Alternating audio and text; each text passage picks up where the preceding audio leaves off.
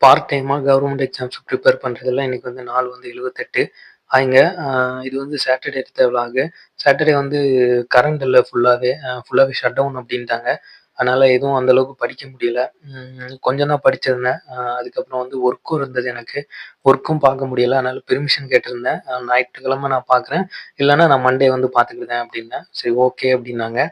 சரி சும்மா தானே இருக்கோம் அப்படின்னு சொல்லி வீட்ல கொஞ்சம் பொருள் எல்லாம் வாங்கிட்டு வரலாம் அப்படின்னு சொல்லி நாங்க பக்கத்து டவுன் வரைக்கும் போயிருந்தோம். போய் கொஞ்சம் திங்ஸ் எல்லாம் வாங்கிட்டு வந்தோம்.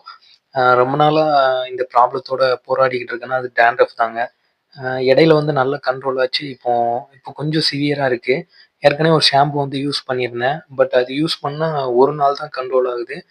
மத்த நாள் வந்து ஆஸ் யூசுவல் அது வந்து வந்துகிட்டே தான் இருக்கு.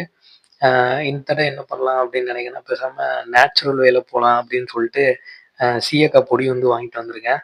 அதே மாரி நம்ம டாண்ட்ரஃப் கொஞ்சம் அதிகமா இருந்தா, நம்ம என்னைக்கெல்லாம் தலைக்கு குளிக்கிறோமோ, அப்போமெல்லாம் இந்த மாரி தலவாணி உரைய வந்து துவைச்சு காய வச்சிரணும் அப்படின்னாங்க. ஆ அது கூட கொஞ்சம் டெட்டால் சேர்த்து ஊற போட்டீங்கன்னா, கொஞ்சம் நல்லாயிருக்கும் அப்படின்னாங்க. நான் இன்னைக்கு தான் வாங்கிட்டு வந்தேன். இனி அத கன்டின்யூ பண்ணணும். இந்த ஷாம்பு தான் யூஸ் பண்றேன். பட் ஆனா இது அந்த அளவுக்கு எனக்கு கேட்க மாட்டேங்குது. 1 நாள் தான் தாங்குது. சரி பார்ப்போம். நான் நெனச்சது வேற ஒரு ஷாம்பு. அது கெடைக்கல எங்க ஊர்ல. அதனால தான் இதையே வாங்கிட்டு வந்துட்டேன்.